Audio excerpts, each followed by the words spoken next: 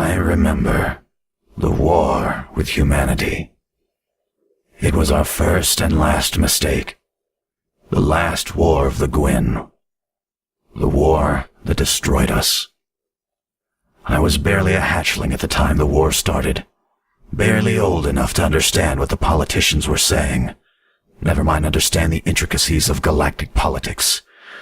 Or jingoistic fevers.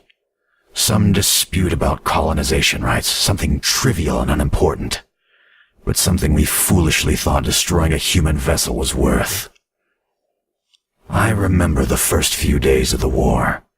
The propaganda on the vid screens, the pictures from the front lines of our glorious armies, winning victory after victory. They compared the primitive human weapons to our advanced technology. They showed us the bedraggled human prisoners after they surrendered, made them read out statements of aggression and war guilt for the galactic news feeds.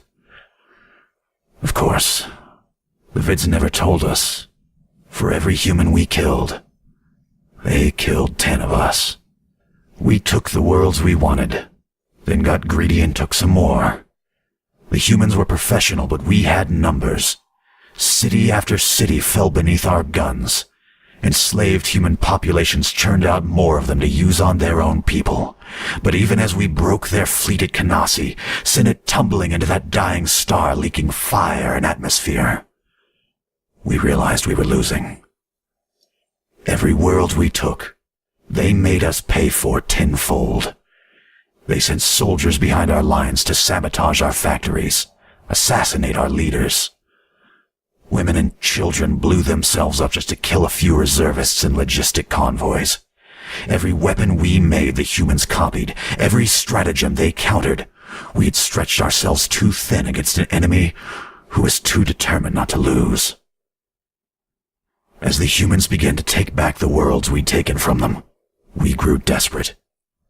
We stopped taking prisoners, executing humans by the 100.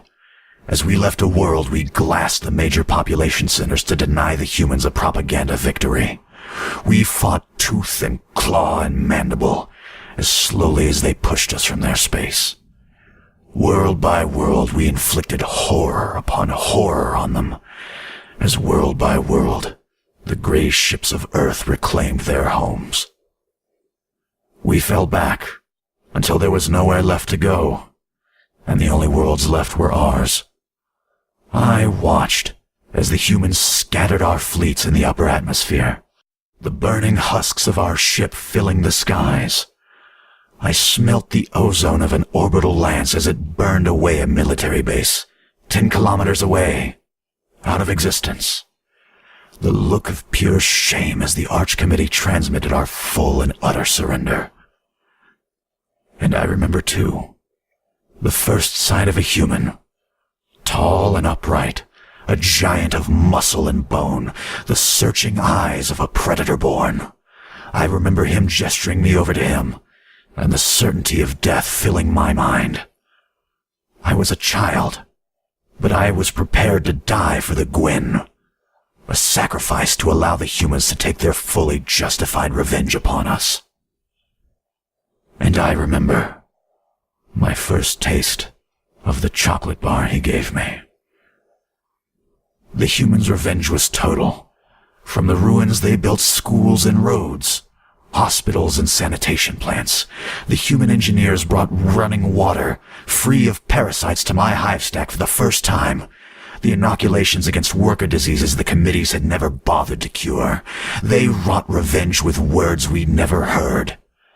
Democracy, freedom, brotherhood. They wrought it in the form of human rights. And most powerfully of all, forgiveness. And their revenge was total. In just 10 years, human children and quin were playing together on the fields outside the schools. In 30 years, they were fighting beside another against the Sheliathi. 100 years from the days the humans landed on our worlds, and the quin no longer exist. Admitted to humanity, nominated by Terrans and approved by a unanimous decision of the human parliament. The 6th species to gain such an honor. The quin no longer exist, but humanity just grew stronger. Yes, I remember the war with humanity. Our last and best mistake.